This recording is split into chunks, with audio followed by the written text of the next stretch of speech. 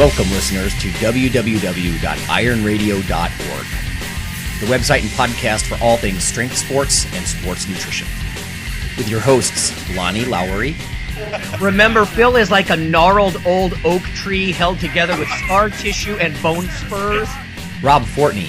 And I'm telling you, the pain that I would suffer was beyond excruciating. And Phil Stevens. Do it, Rob. You'll kill all those nerves. Thanks for listening. Good morning, everybody. Go to strengthguild.com, strengthguild.com. Scroll down to the Iron Radio collections, and we've got new shirts and new banners for you to support the show. Everything from just a regular banner or regular shirt to ones with sayings on them, like Lonnie's Phil is like a gnarled old oak tree shirt. And some news for you, we're going to have some contests for people who own these shirts and things. So if you support the show, we'll let you more on that later. So if you get in on these early, you can be one of the first people to win some prizes. So thank you very much. Go check out the site, strengthguild.com. Scroll down to Iron Radio Collections and support the show. Welcome, Iron Radio listeners. This is Lonnie Lowry. I'm an exercise physiologist, and I'm a sports nutritionist, and I'm a former competitive bodybuilder. And this is Phil Stevens. I run Strength Guild. I'm a powerlifter, Highland Games athlete, all around nice guy. Hey, this is Dr. Mike T. Nelson, instructor for Rocky Mountain University, Georgia Southern, faculty member at the Carrig Institute, Flex Diet Cert Creator, a bunch of other stuff. Sweet. Actually at home. There you go. Well, that's probably good these days, my man. You know. Yes. That might be your normal for a little while. Oh yeah, the schedule through mid-June has been cleared, and I think June will disappear too. So yeah. You're like Indiana Jones, the traveling professor, but you've been grounded. Yep. Yeah, it's different, but it is what it is. Yeah. Yep. In fact, that's unavoidable, everybody. We're going to do, after some news in the first half, we're going to do an achievements in training. Those of you who've listened for a long time, every once in a while, we just sort of check in with each other. And it can include eating or lifestyle or whatever, even learning. But we're going to do an achievements in training coronavirus edition because obviously things are different, like we were just saying. So I know people are sick of hearing about it too, but there's probably going to be one tidbit of news about it every other week at least, while we try to talk about other stuff and keep it relevant to sports nutrition and lifting. Anyway. Strength and muscle sport news. This first one I picked for you, Phil, and I thought this was pretty cool. This is from Lysenko and colleagues from the Journal of Strength Conditioning Research. Just came out. Moderate intensity strength exercise to exhaustion results in more pronounced signaling changes in skeletal muscles of strength-trained compared with untrained individuals. I think, in a word, in a lay term, this is some evidence for like the muscle memory effect, to be honest. It looks like, not to jump to the conclusion at the very beginning here, but it looks like if you're well trained, you can turn on changes in your muscles pretty readily, which is kind of interesting. Because I know once you get very advanced, things might actually seem blunted on some level because you're not making monstrous gains. But again, if once you have it, I think you can kind of recall that, back to action. Anyway, so here's what it says. The aim of our investigation was to compare the response pattern of signaling proteins and genes regulating protein synthesis and degradation in skeletal muscle after strength exercise sessions were performed to volitional fatigue. And this is partly what caught my eye. They compared 8 healthy, recreationally active males with 8 powerlifters. So specifically using the powerlifting population as their experienced group. What happened, just cutting to the chase here, moderate intensity strength exercise performed to volitional fatigue. And I think that's kind of key. Volitional, right? I'm thinking maybe the powerlifters, they have more tolerance for discomfort, right, than the average Joe, and so they can push it harder. So I think that's a key word here, is volitional fatigue. There's some good data that, in fact, that's one of the things that weight training can provide. Anyway, moderate intensity strength exercise performed to volitional fatigue changed the status of mTORC1 downstream signaling and markers of the ubiquitin system, so sort of the breakdown side. In contrast to the trained group of powerlifters, the signaling response in the untrained group was considerably less pronounced. So I thought that was sort of interesting, very specific to powerlifting crowd and being able to turn on sort of, cellular activity better than people who are just recreationally active. Mike, have you heard anything about that kind of stuff before? Or what are your thoughts?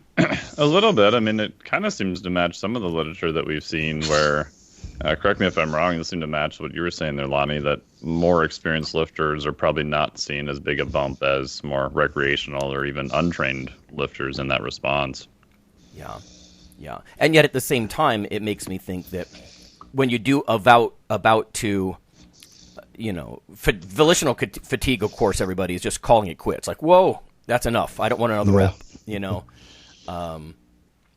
I don't know. What do you think, Phil? Does this make sense to you? I mean, you got the advanced guys. To me, it harkens back to the muscle memory lay concept, that you can wake up muscles. Yeah, it's definitely one of the things we start working on is just getting somebody the ability to train hard. It is an earned and a learned activity. So, and a lot of that could just be mentally.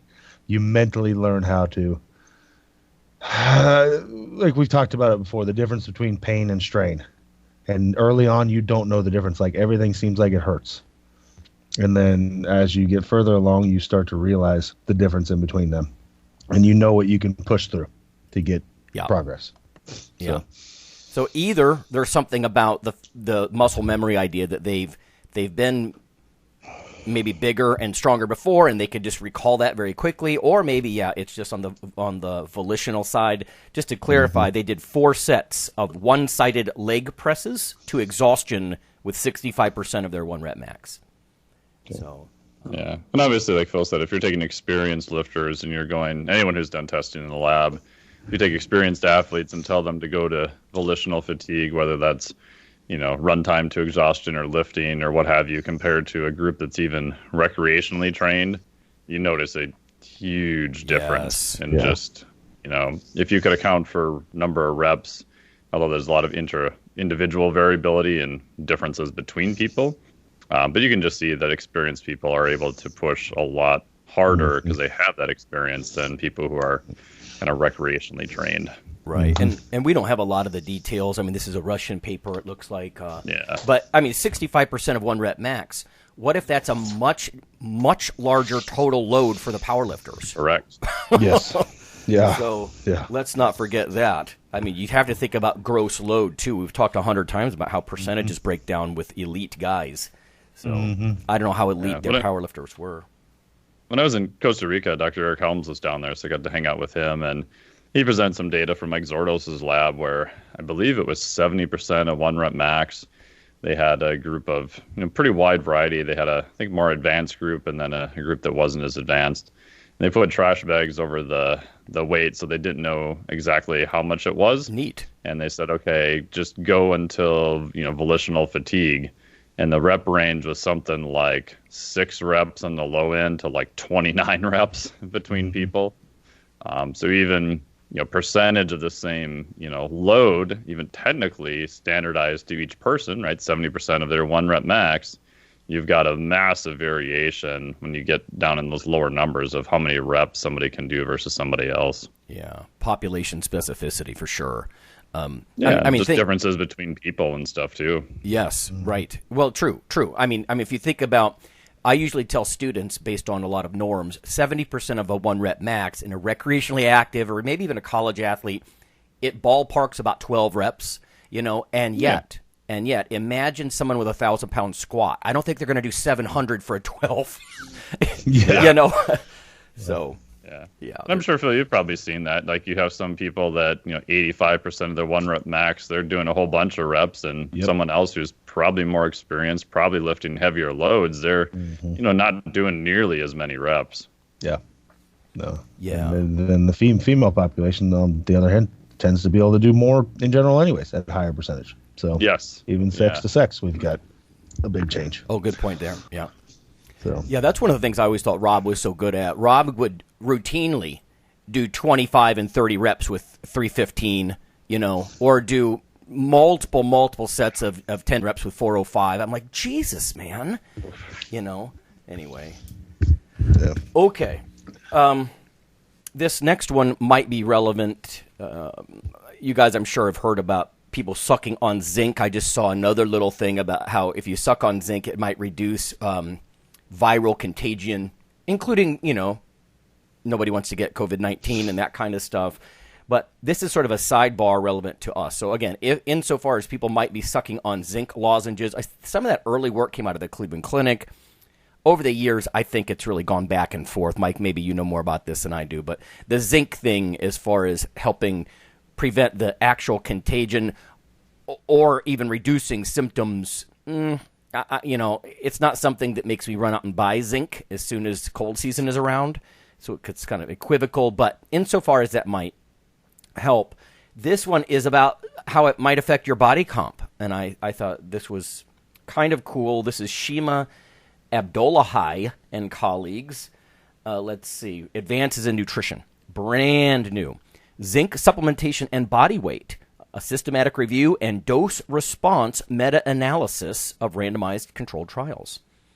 So the aim of the paper was to determine the effect of zinc supplementation on anthropometry. So they're just taking, busting out the calipers and the tape measures and whatnot. The quality of evidence from all the trials they looked at was evaluated using the GRADE methodology. So they were sensitive to the quality of evidence. 27 trials. Over 1,400 participants were included in the meta-analysis.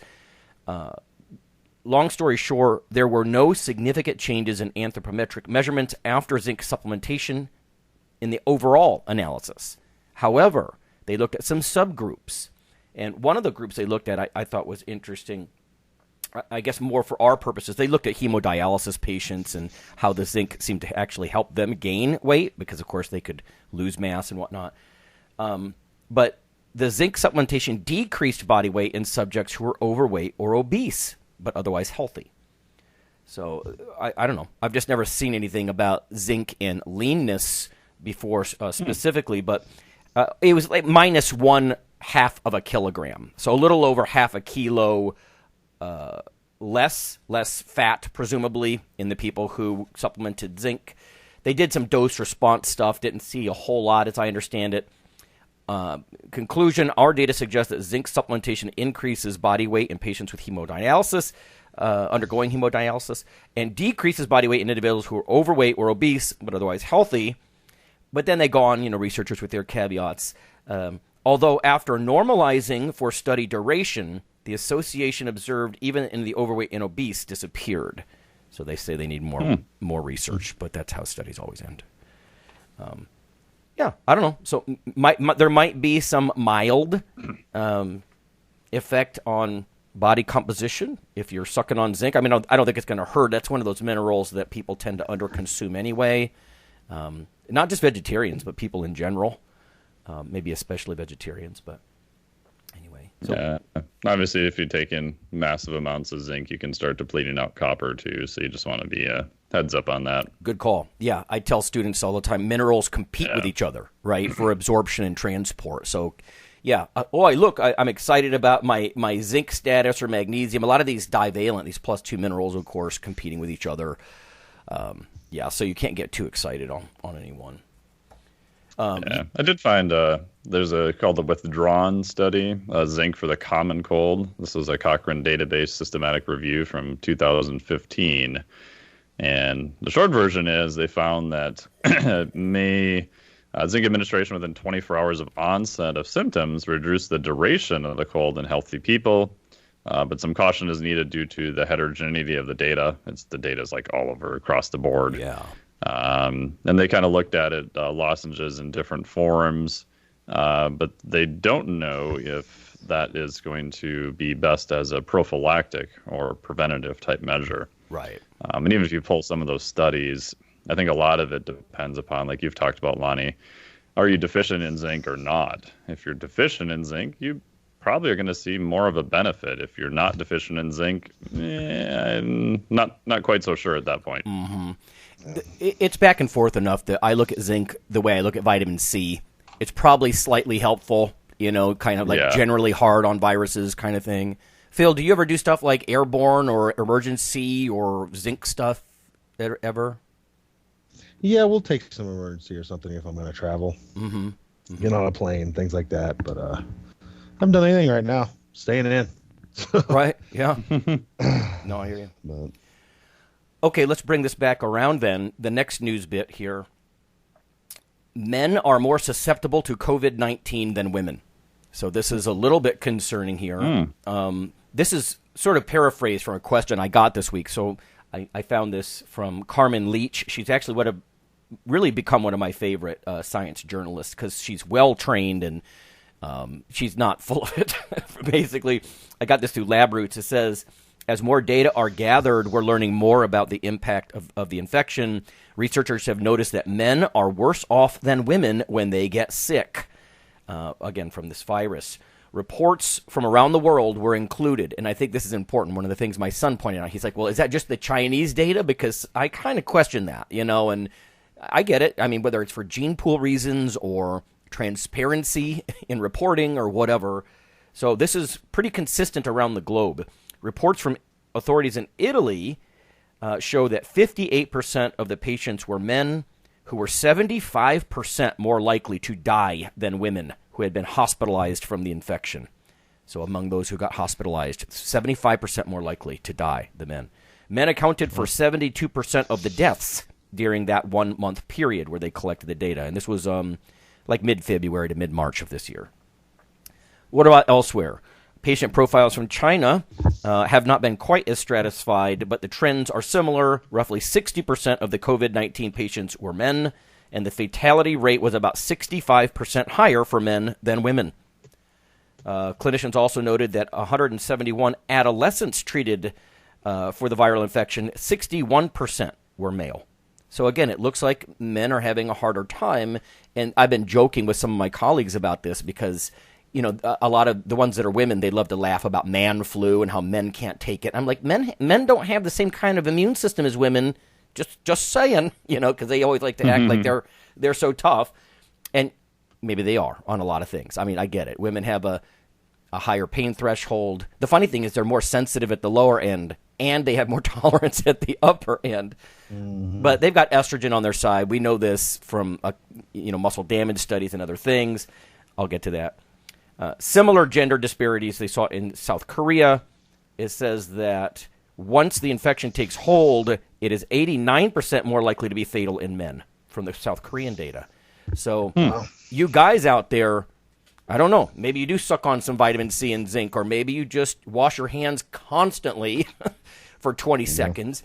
I think people need to realize, too, and I think a lot of our listeners would, it's not like the antibacterial thing. That's not going to have any effect on a virus, but it's literally the physical part of this, the physical removal of the soap, the phospholipids in the soap, like breaking up and sudsing off and destroying the virus. So it actually comes off of your hands. It's not sticking on your hands. But again, 20 seconds with warm water and soap.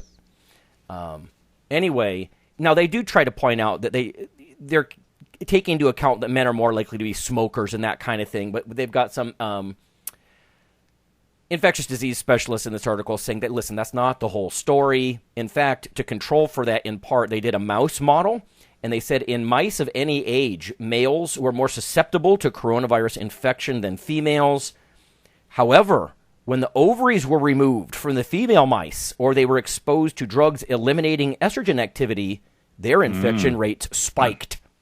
So it looks like there's something protective about estrogen. So I don't want to say that our listeners who use anabolics and have high estrogen might be better off. Don't take Novadex right now. So I go watch The Notebook on repeat as I'm doing my Corona distancing. Right? Yeah, something helpful about estrogen. It looks like. I just think that's interesting stuff.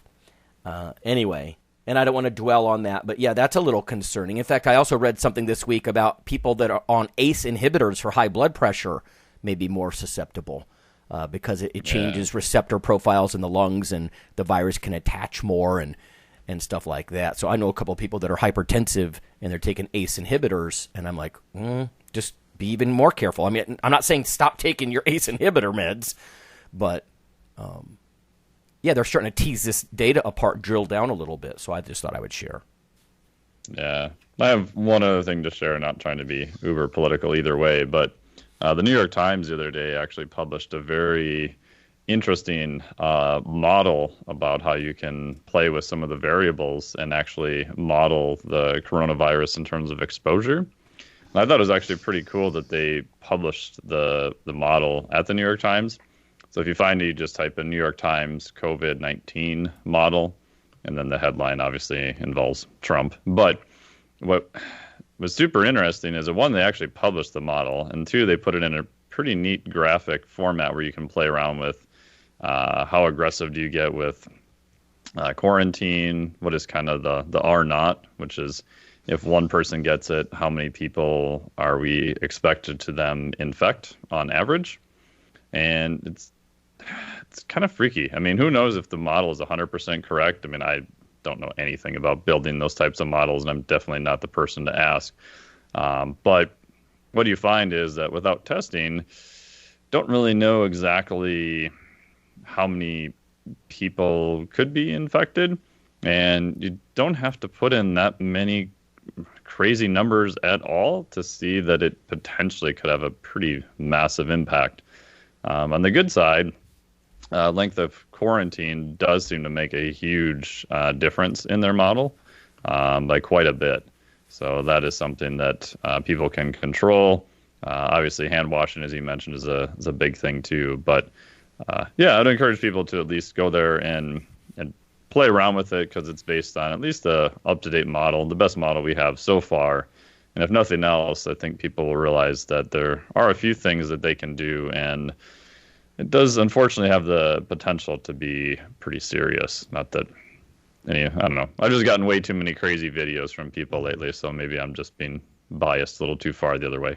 Right. Now, Mike, when you say serious, you mean in severity of hospitalization or just total number of cases? All of it. All of it. Yeah. Okay. Yeah.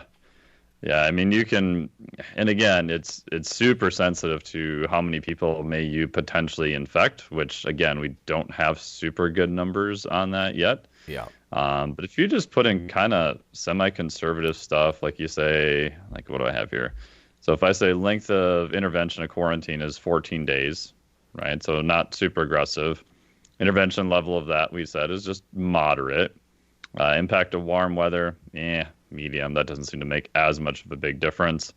Intervention date, I just left at March 13th. Not too much we can do about that going past in time. And if you say the infectiousness, so if you say that's just an R naught of 3, right? So one person gets it that potentially could infect 3 people, right? And some of the estimates say it's maybe somewhere between 2 to 5. And then if you require hospitalization, if you say only 10%, say a death rate of 1%, which is, who knows? You end up with, what do we have here? People infected, well over 60 million. People hospitalized, getting close to 20 million. And not sure how many deaths there are, but yeah. And if you change even just the infectiousness, let's say it's worse than what we think, to like 4 from 3, it gets really bad. Yeah, that right? would have so a now huge, you're at yeah, hospitalizations, probably around 25 million, people infected, well over 120 million. So yeah, it's kind of freaky. Yeah, some of our listeners might laugh, but I have barely left my house in 3 weeks. I mean, that's weird. Me too, since I've been home. I mean, my wife and I went for like a little kind of hike and stuff once or twice, just down through the local park and everything. But I mean, I'm sort of shackled to my keyboard anyway because all my classes are online. Plus, what are we doing right now? Online. So yeah. But glass is half full. I can still make my salary. I'm thinking about the millions of people who have like tip wage earner jobs and whatever they're called, and wow, they're screwed. The unemployment and everything. And anyway, okay. Yeah. I have one more, and then we'll go to break, and we're going to talk to everybody about how we're dealing with a lot of this stuff and trying to look for bright spots. Like, what are some achievements? Maybe it's good to take some time off if you've been overtraining or something like that. But this last one, I thought maybe this was too subjective. So here I'm already kind of tainting the mental framework of this for you, but USA to allow quote-unquote healthy claim on certain products. The U.S. Department of Agriculture has published a notice in the Federal Register that will allow establishments to use the implied nutrient content claim healthy on labels.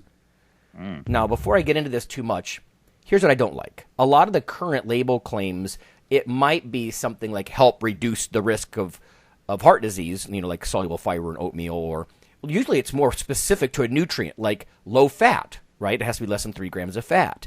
Things like that. Or high fiber. It has to have at least 5 grams of fiber per serving. But healthy is such a loaded, subjective term. Mm-hmm. So I'm like, okay, let's see what you got here. So it was the Food Safety and Inspection Service, arm of the USDA. Here's how their guidelines roll out. The product has a fat profile makeup of predominantly mono or polyunsaturated fats. Well, I already have an issue with that, too, because of the polyunsaturates, do you mean omega-6 or omega-3? Because that's a huge deal. We overconsume corn oil and all those omega-6 fats. We undereat omega-3s, which is why so many of us supplement. So, yeah, the fat content in very broad brush categories. And then it contains at least 10% of the daily value of potassium or vitamin D. So people who aren't familiar, that's sort of the shift in food labels have gone from vitamins A and C on the micronutrients list to including potassium and vitamin D. So they want at least 10% of the daily value. So basically they're saying, I think, avoid sat fat and get enough potassium and vitamin D. Yeah, okay. I mean, there's lots of ways to define healthy. The FSIS is making this announcement to maintain consistent requirements for different categories like meat, poultry, and currently allowed food products. If a company wishes to use the healthy claim, it will first need to submit at least one label sketch to the FSIS's labeling and program delivery staff for approval. I don't know. This is sort of, to me, like the GMO-free thing, which bothers me a bit. Like so many people are aggressively adopting this, and people are pretty split in whether or not they think that's a big deal. But when you start labeling something healthy and you define that as, it can have a food like this, for example, you could eat something like French fries, which has a lot of omega-6 PUFA and potassium because of the potatoes. Is that a healthy food? You know what I mean? I mean, obviously the vitamin D wouldn't be in there necessarily, but I don't know. I don't know how to think. That just sounds like a disaster. I mean, that just sounds like the same label of natural. It's like it doesn't, unfortunately, to the average consumer, they're like, oh, that's good. It's like, well, it doesn't, unfortunately, mean anything now. It doesn't have a formal definition. And your definition is so wide, you could drive a bus through it. I don't know how beneficial, because I'm sure companies are going to exploit that and try to put it on every label they can known to man, like the example you gave, Lonnie. Yeah. Yeah, add a little vitamin D to French fries, and does that fit? Yeah. Wow. Yeah, I don't know. Yeah. And like you said, they don't think about it. They don't think about the idea that poison ivy is natural, and you wouldn't eat a poison ivy salad. So, yeah. That'd be good. It's natural. Right. Yeah, and now we have healthy. You're right. Now that's a great point. Natural and healthy. Yeah. Must buy. Right. Yeah. All right. Let's go to break. That's enough rambling about news. We'll come back with some achievements in training, coronavirus edition, and we'll check in with how Mike and Phil are living themselves, a fitness lifestyle kind of thing, but also maybe some coaching things and what's happening there. And we'll talk about that in a minute.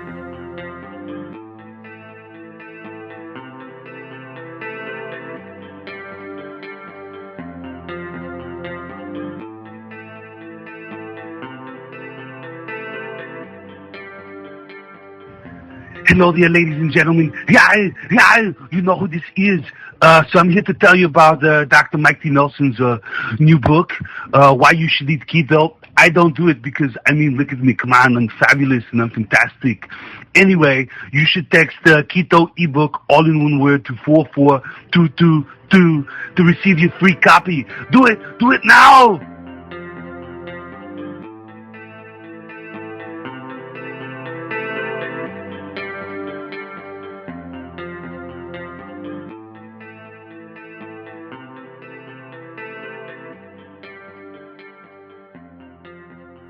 Hey listeners, this is Dr. Lonnie Lowry. If you've ever had anyone critique you on your protein intake as part of your weightlifting lifestyle, oh, you poor meathead, all that extra protein is going to rot your kidneys or weaken your bones or dehydrate you or give you gout or who knows what. There is a book available. You could simply Google CRC Press and Lowry. And what I've done is reach out to experts all over the world and create a book, a single compendium that you can hold up and say, this is why I consume extra protein. This can be very valuable when you're being quote-unquote educated by various professionals on the topic. There's an enormous amount of literature in this book on the safety, the effectiveness, how protein works in cells, the history of protein and weight trainers, much more. So again, please check out CRC Press and Protein and Lowry. You can just Google that. And I do, full disclosure, I do make a small single-digit royalty on the book. But that's not why I did it. I did it so we can all have something, our particular population, to both defend what we do and to inform our nutrition and our eating. Thanks.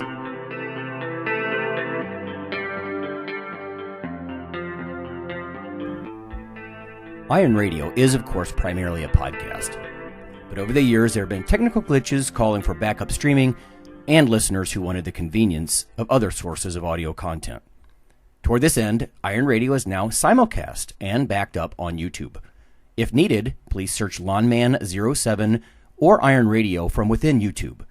There's not much video, but if you like to listen through YouTube on a Roku or other living room device, there you go.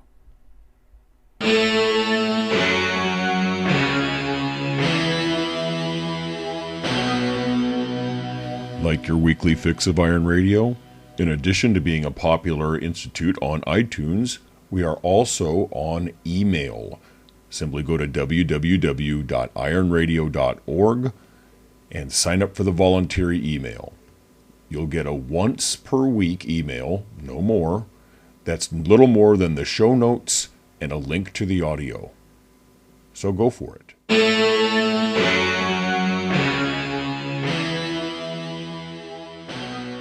All right, folks, we're back. It's just Phil and Mike and Lonnie, and we're talking, trying to take a positive spin as much as possible on achievements in training as far as what's going on in the current, infectious disease crisis. Phil, let me just start with, I guess, the most fundamental. How has your training changed in the last 2 weeks, let's say, or, are there achievements to be found in there or not so much? Yeah, I think there is. I mean, I've been dealing with a knee issue since before this started, so I just took it as a chance to do something totally different. And right before we had Dan on, I started doing that 10,000 swings workout that he put up years ago. So, I'm taking the time to do something totally different, something simple, and a bunch of people ended up jumping on board with me now across the world because it's something simple you can do with just all you need is a kettlebell. So, yeah, you can do it in your living room. So basically just doing 500 kettlebell swings numerous times a week, plus like push-ups and sit-ups and things like that. So yeah, are you doing that is all at once, or are you spreading it out throughout the day? No, I just do it all at once. Yeah. Okay. So the way he has it set up, you do 5 sets. Well, you do 10 swings, 15 swings, 25 swings, 50 swings, and you do that 5 times. And in between those swings, like you'll do 10 swings, some push-ups, 15 swings, some push-ups, 25 swings, some push-ups, that type of thing. And then that's 100 after you do the 50 set, and then you reset it and do it 4 more times. So, okay. Only thing I've added on is just some light leg extensions because of my knee issue, like super light. I'm using 25 pounds for both legs, and I'm doing 60 reps a time. So I end up with like 300 reps of leg extensions when it's done. Mm-hmm. And I just change it up. Each day I do something a little different. So aside from the swings always stay the same. But the hardest part about that is just starting. It really sucked at first because the last time I did 500. Yeah, the last time I did 500 anything was a long time ago. So, so I was pretty wrecked in soreness the first week, and now it's just not bad. My lower back's just kind of tired, but I'm not really sore anymore. I mean, the first few days it was the DOMS was pretty intensive. But let me ask. So, how many times a week do you do this? I'm doing it 4. It's supposed to be a 4-week program, so you're supposed to do it 5 times a week. I'm dragging it out to 5 weeks, and I'm doing it 4 times a week. So I'm doing 2,000 swings a week. Yeah, more recovery. Monday, Wednesday, Friday. Yeah, Monday, Wednesday, Friday, Saturday. So. Okay. And like I said, I added on a little more with the leg extensions and stuff, but I usually do some kind of press, some kind of row, and my leg extensions along with my swings. Well, out of practicality, do you, if you're still sore from the last time, do you do it anyway because only a day has passed? Yep. You just jump in and do it again. Oh. So I did it last night. Okay. I did it last night, and I got to do it today. So the first few days, it was like, I was like, oh. The hardest part was starting because I was like, man, I could barely walk. And then once I got going, it was okay. So, yeah. I mean, the first week, my hamstrings, like if I touched them, they hurt. Oh. Yeah, they were sort of the touch. Yeah, to the touch. But, they're okay now. So, you know, the physiologist in me, it's hard for me to make myself train anything, a specific muscle group that's already sore. And I know this isn't isolated muscle group, but when something's sore, I'm like, well, it's in the middle of remodeling. I should leave that alone for an extra day or two, you know. But that kind of thinking is going to screw. If your goal is volume, I don't know if that's the best approach. Mike, how do you deal with that? Like, if you're sore and wrecked, do you give yourself an extra day, or do you say, nope, I'm training that group again? I don't know. I've gone back and forth on that. I guess it just depends on how sore it is. Like, if I do something new and it's really sore, I'll actually try to do something different, like almost like a polarized approach, assuming I don't have to test that thing again. So, for example, like when I started doing safety squats again, I haven't done them for a while.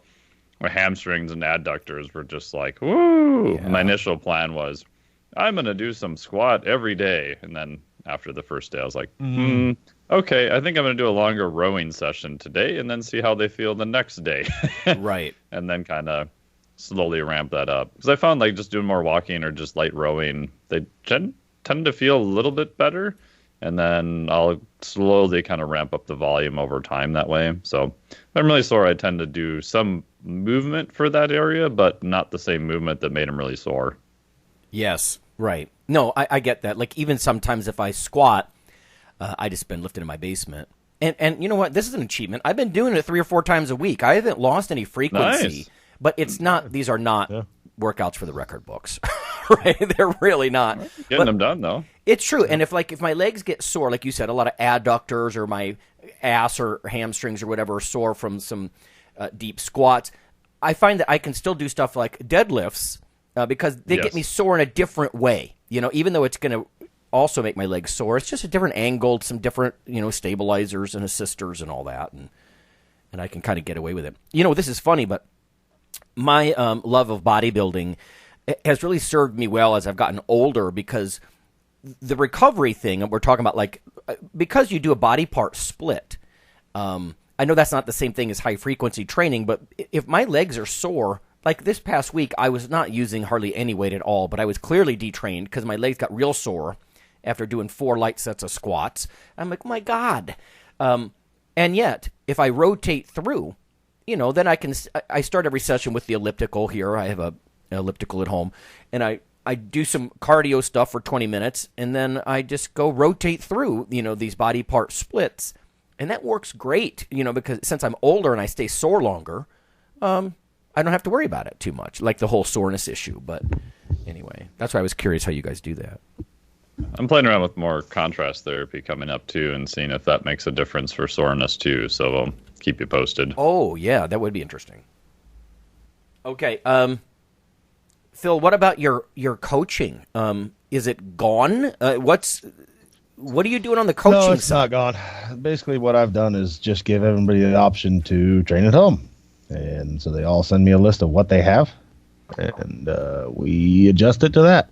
So there's been a lot of at-home adjusting. There's been a lot of my equipment being lent out so they can take it home, things like that. So, yeah, I just let them just grab a kettlebell, a bar, and some bumpers, take it home type of thing. That's awesome. Yeah, that's the main thing is just, lending things out and changing their training to what they have. So, and a lot of my distance clients, they train at home anyways. So. Okay, right.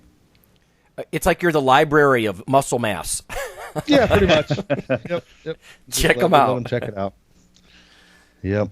So okay. We'll see. We just got shut down Thursday, so we're only 2 days into this. So we'll see how it goes.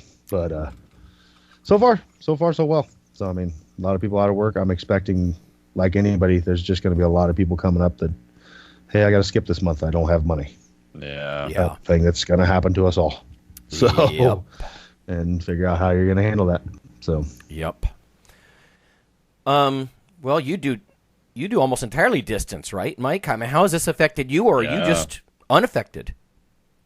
Don't really 100% know yet, to be honest. I mean, kind of like Phil, most of my clients were pretty good up until about 2 weeks ago, and then pretty much all across the board, everything was getting shut down, and some of them were sneaking into the gym, and then the gym was only open at night for private one-on-one clients, and then now pretty much all of that's pretty much shut down. So far, I mean, I had a couple of clients who had to kind of pause and that type of thing, which is understandable, but so far I've been pretty lucky. I've only just had a couple, which has been really good. It does make me a little nervous as stuff goes on a little bit further. But the good part is most of the people I work with are, probably 70% of them are trainers, which is a pro and a con, because their income, if they're an in-person trainer, has definitely gotten hit. But at least they know the value and the priority of training and having someone else help them with that. So I've been doing, like this week was crazy, just rewriting programs, changing stuff. People would get equipment. People would change stuff. I had some clients who had breathing issues and panic attacks from all the stress and, trying to do more work on nutrition, change up their goals. Competitions were canceled or postponed at minimum. And yeah, so it was pretty crazy. So I was trying to just stay as updated as I could, making sure that we can change stuff around. The good part is almost all of them have some pretty good goals and stuff they can work on now for the next, couple months. And more related to nutrition, doing some body weight stuff, trying to get their joints feeling better, things like that. So far it's been okay. Just opened up the Flex Diet again earlier to my list. It'll go out public probably in the next couple days. I debated about even doing it, to be honest, because trainers are caught with where they actually have time to do continuing ed now, which a lot of times in the past they're like, oh, I don't have time to do like a 30-hour course, which I totally understand, even though you could do a little bit week here and next week there. Yep. But those things, people now, their income is taken in the shorts too. So what I said is I'll, just send me an email, pretty much whatever payment plan you want. We'll figure out a way and make it work. I didn't change the price. I mean, technically I was supposed to raise the price this round, but didn't do that. And then I'm probably going to donate 10% just of the gross to a local charity to help hospital care workers.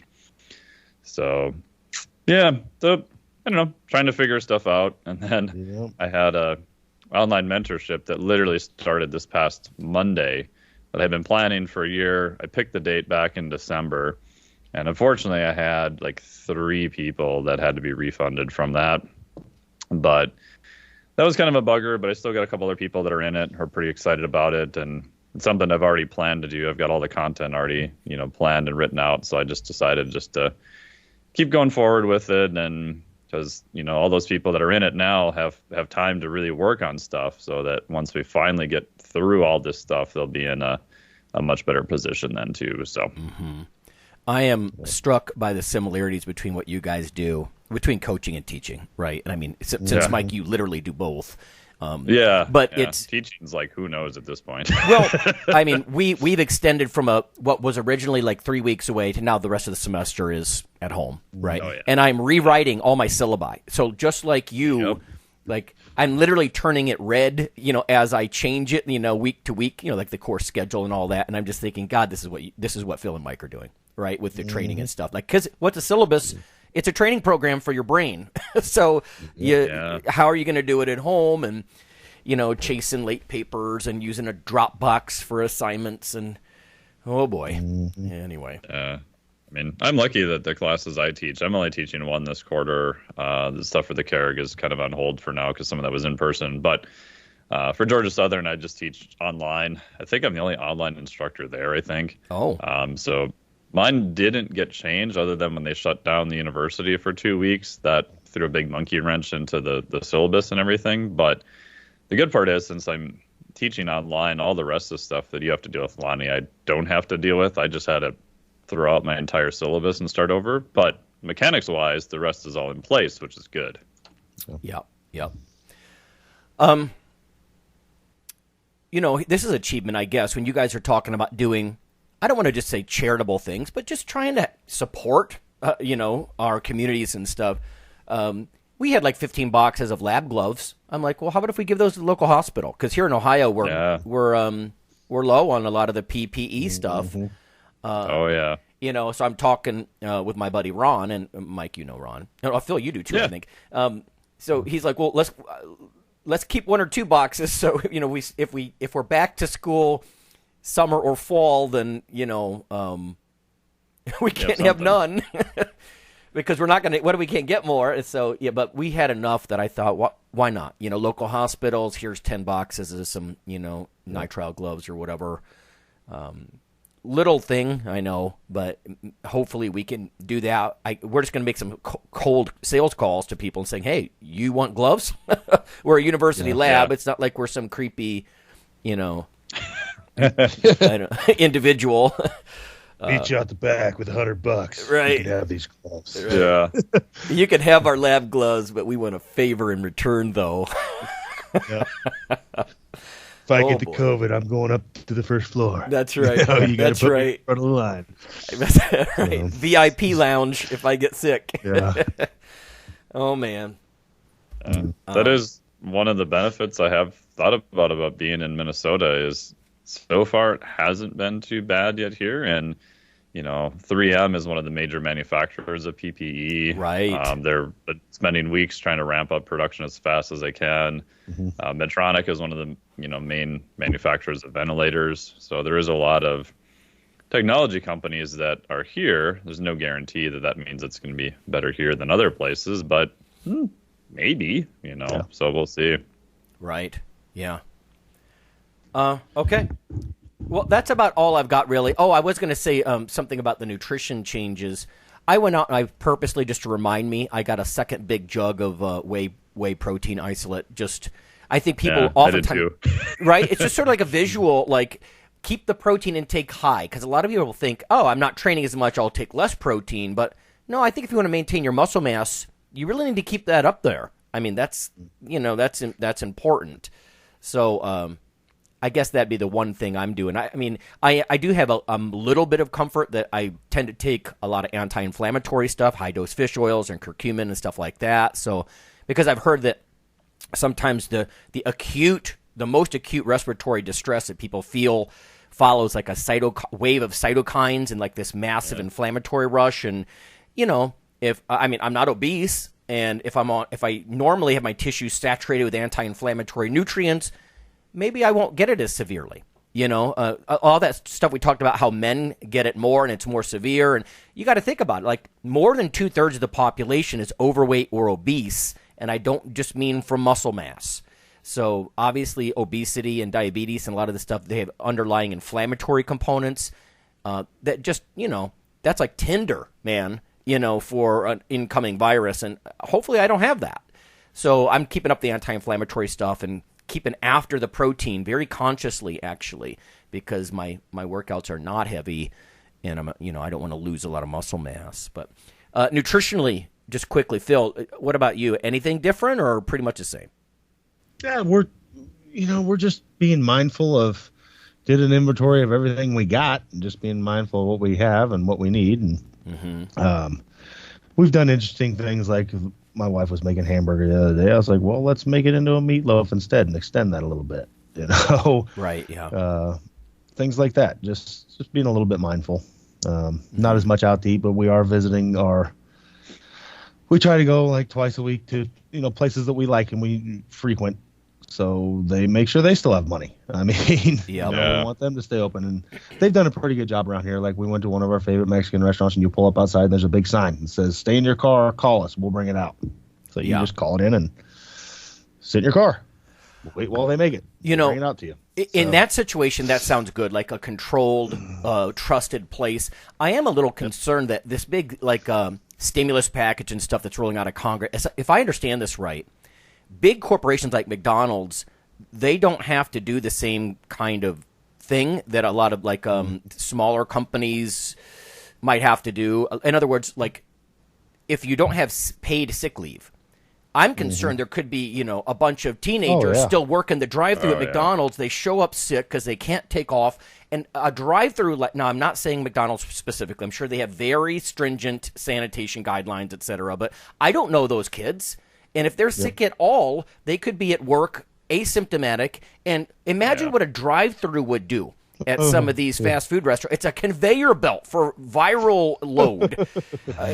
That's paranoia. I'm not saying that's happening. I'm just saying I'd rather go somewhere like you feel like if I go somewhere I trust and be like, listen, I know these guys. I literally know them. They're very cautious and try to pick and choose where I might even do my carry out is all I'm saying. And then other than that, we're just getting stuff ready. This is the time of year we put gardens in and things like that. So, and if things get real bad, who knows? Knock on wood, it won't. But I've got 70 chickens and 11 goats. Man, we can last a while. So, dude, 11 goats? Yeah, we got 11 goats. Oh my God! Goat farm. I got enough meat for me to hang out for a while. So bring it on. Absolutely self-sufficient. Mike, you said you got some extra protein. Anything else you're doing? Are you stockpiling is not really necessary. There's no real shortages, but are you eating differently because you're training differently, or staying home more?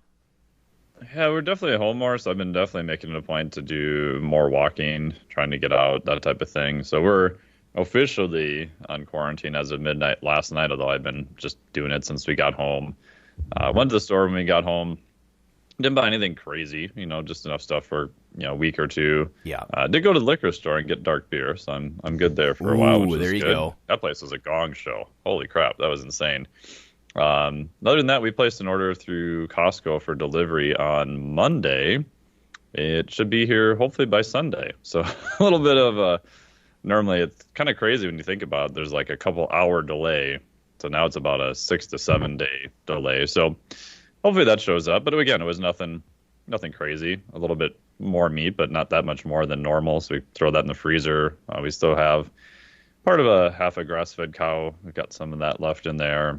I've got a 16-pound bag of organic white rice. I think it's down to 12 pounds now. So, if something goes really bad, I've ordered some protein powder. So should be good.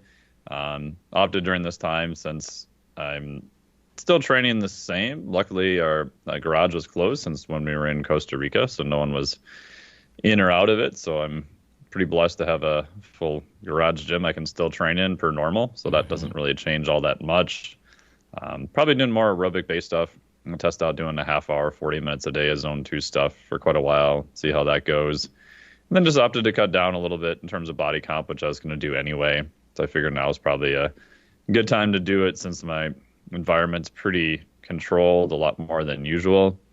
And then, like Phil said, trying to do the same thing. We usually go to Chipotle, the local one, for date night. So I've been trying to go there for date night. And then I did the walkthrough at our favorite coffee shop the other day, because I'm sure they're hit because nobody can hang out inside or anything. So I just did that as part of my AM routine and walked over there and got some coffee and walked home. Cool. Yep. You guys are talking about supporting your favorite local businesses. I think I might just get a year membership at my gym, just because, I don't think my gym owner, Pep, I don't think he struggles necessarily, but why not? Just go pick up a year. At least there's, part of this month's rent for you, kind of thing. So, I still have a gym membership here too. And I just left it. I'm not, my business is dependent upon other people keeping their training with me. I'm not going to be the dickhole that cancels just because I can't go to the gym now. Yeah. Because you're basically you're sort of voting with your wallet and supporting what you believe in and stuff. I mean, it's kind of a big deal if you have the means. Like, because I can work from home, there's not much difference as far as I am. Now, my wife although mental health, she is considered essential health worker, so she still goes and works in nursing homes and stuff, and that makes me concerned some. But we don't have any loss of income right now, knock on wood. So I'm thinking, how do I? The more of us that try to keep the bottom up, keep everything afloat, the better, I would think. So there's that. Oh, yeah, it's a time like now, man. You need some empathy. Everyone is going through what you are. Oh yeah. So I don't think anyone is exempt. Exactly. So if we all help each other out a little bit and try and keep things as normal as possible, and it's it's what we can do. Right. I mean, even this is free. I mean, the podcast is yes, listener supported, but it's free to anybody who can't step up and support, and something to listen to. As far as fitness related material with a little bit of evidence and whatnot. So.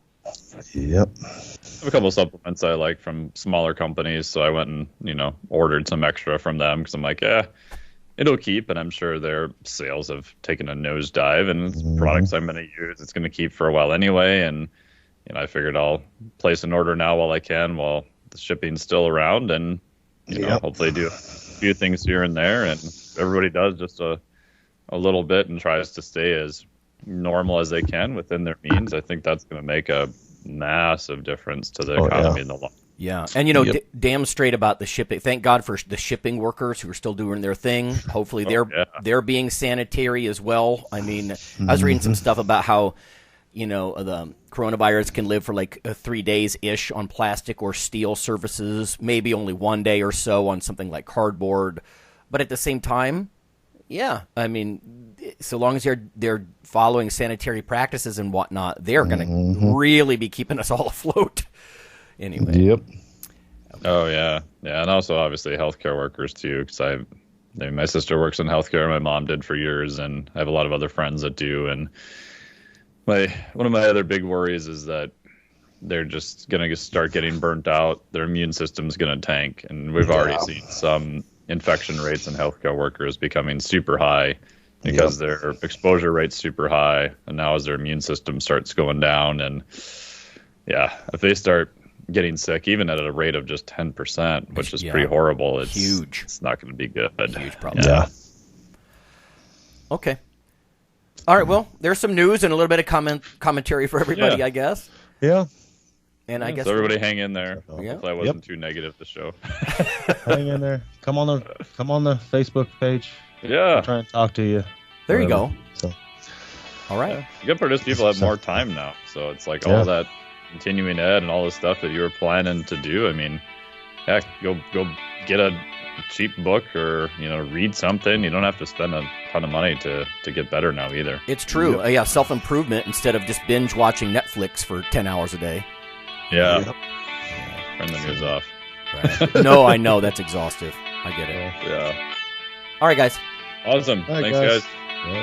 Thank you.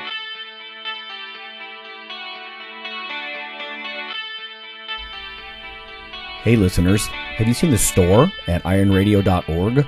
There are 3 halls in the store. One for Phil, one for Fortress, and one for myself, Dr. Lowry, and they're thematic. So you can go into our Halls of Iron store and choose based on your goal. If you need something to learn or read or something nutritional, you can look in my store, Lonnie's store. If you want something about injury prevention or competition, then take a look at Phil's Hall of Iron. And if you want something about motivation or daily training, Fortress's Hall has what you're looking for. There are some fun, heroic descriptors as you browse through the store, so we try to make it a little more fun than the average boring online store.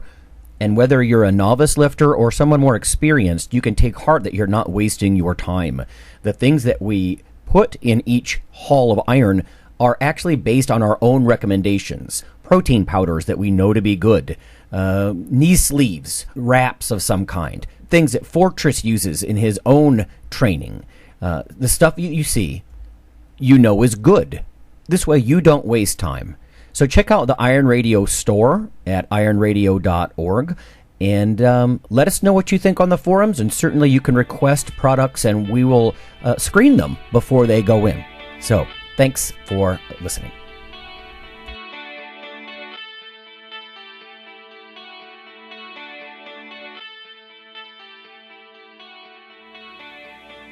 Iron Radio is accepting donations.